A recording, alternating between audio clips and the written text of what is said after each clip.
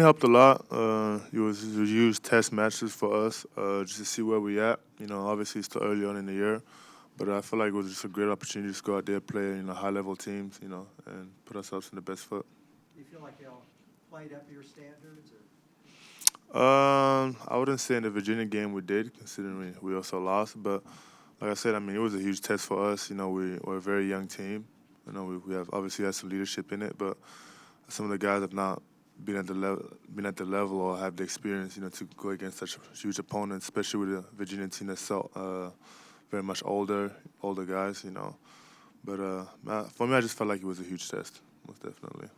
What can you guys as a team take away from a game like Virginia, where really you guys probably outplayed them for about 30 minutes, but one 10-minute stretch ended up being the difference? It just tells you a lot about college basketball and just how huge each possession matters. Those 10-minute stretch or 5 minutes or however much it was, it's crucial because as much as you can try to fight back, there's still too much to come back from. But from the standpoint of just from the locker room side of things, obviously guys were disappointed, but just being a leader had to kind of uplift them and just tell them like we still have a lot of games left, and we got to look forward to those. Josh, you starting to feel more comfortable, and what do you feel like you're trying to contribute to the team? What I'm trying to contribute to the team will probably be like my defense, being able to like guard 1 to 5, because I feel like if you want to make it to a higher level, because the NBA right now is not like, I probably say it's all about like switching 1 to 5. So as a big man, being able to guard like guards and the wings and stuff is actually like a good improvement for me. So that's why I'm trying to work on my defense. What's it been like for you adjusting to the college level? For me, I feel like it's more physical, because I know playing in high school, I didn't get to play against like big guys who look like Flo and other bigger guys. So when I got here, like the first few weeks of practice, I was like, I'm not used to like playing against someone as big as Flo. So I'm like, I need to like actually put in a lot of work, not only like on the court, but also like get stronger with like the weight room, work with Charlie and stuff. Josh, how much has that helped you just in terms of going against Flo and kind of getting the physicality of the game, but also just going up against a bigger guy like that? I'll probably say that has helped me a lot. Not only like going against him, but like when we play, he tells me like what to do because he's been here, so he's an older guy. So I have to like ask him like, what should I do in this play or where should I go in this play? So like going up against him every day in practice has helped me build my confidence. Also like saying if I can play against Flo every day in practice, it means I can play against anyone in the Big 12 or in college basketball. Yeah. Well, how much does a road trip like that help the team grow, closer together? What did that do for the key team chemistry with all these new guys? I feel like it was great. Obviously, summertime was amazing. A lot of the guys we bonded with, even with the Canada trip, but this one was just more so different waters. In a way, felt like an away crowd a little bit.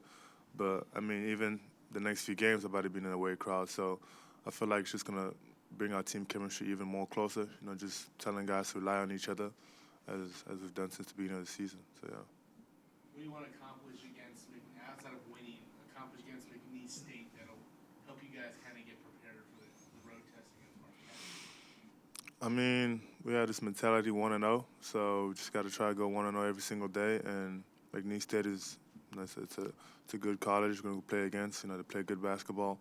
So our mindset is just to go out there, play them as hard as possible. Give them the best competition we can give them.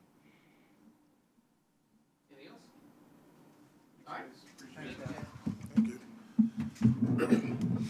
Well, I thought, again, playing in a tournament like that early in the season really tells you a lot about your team and what areas you need to focus on and improve before you get into Big 12 play. But if you have a chance to pick up 1 or 2 quality wins, that's a signature win top 10 win that's going to help you all year long. And Virginia, Illinois, UCLA, there's no bad losses. I think after we lost to Virginia, we dropped 1 in Ken Palm Analytics. That was it. So, again, what we liked, I thought we got better defensively.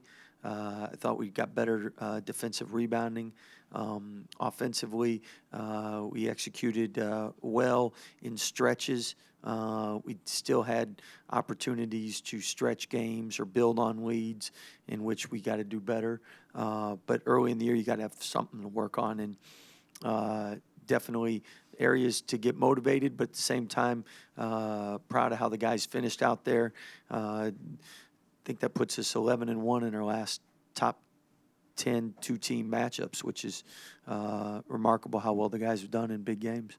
Coach, what can you use as a teaching moment from that Virginia game and the fact that really you maybe outplayed them for 3/4 of the game, but Yeah. 10 minutes stretch ended up being the difference? Well, I think every game there's teachable moments, especially early in the season. There's so many things you do right, do wrong.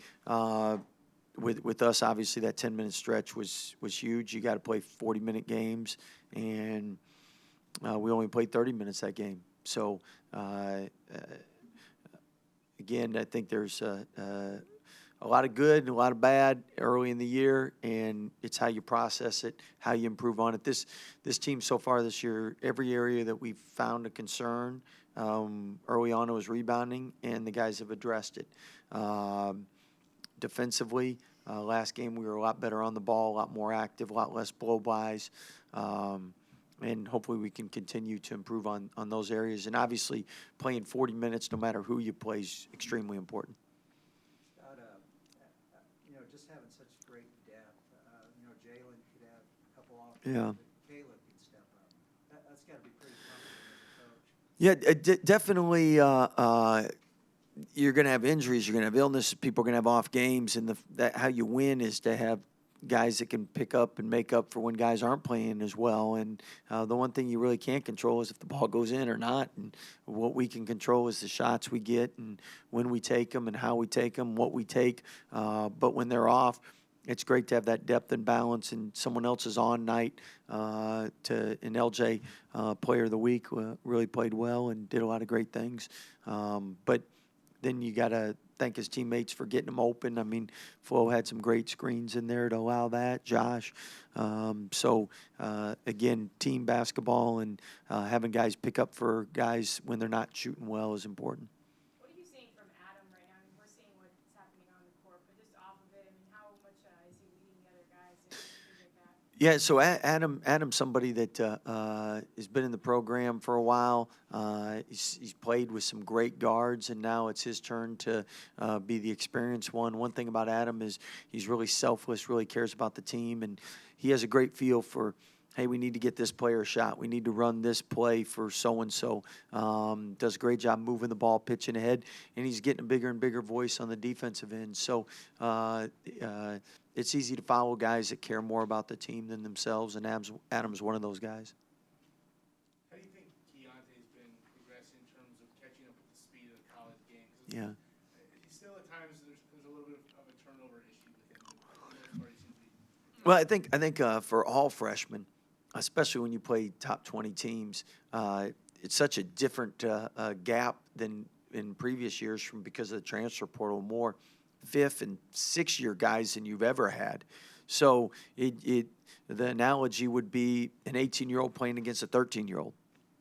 And guys that have been in college 4, 5, 6 years have so much more experience, and especially offensively, defensively. So I say all that to say Keontae's done a great job. I thought second half, especially against Virginia, he was terrific. And then his defense and rebounding has improved. His passing has surprised everybody, but he's a tremendous passer. As far as tightening up footwork and solid with the ball, I mean, that stuff all comes with being a freshman and playing against elite college defenses. And the great thing is we're able to get wins still with him and Josh growing as freshmen, which is a coach's luxury, because a lot of times if you don't have those vets to help them, you're taking a bunch of L's early in the year when you play quality teams. Scott, on Josh, what have you seen from him in terms of, because I was looking here at his fouls, he had 4 in the first 3 games. He's only got 1 combined.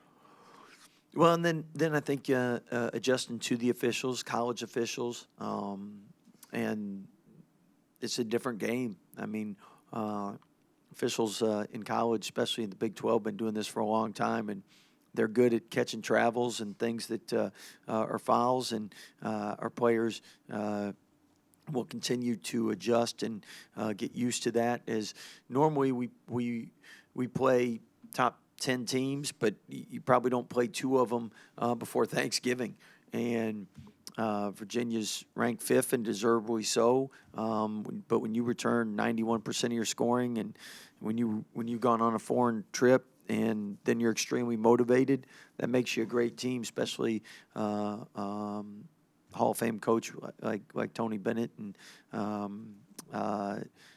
just how that program's had success.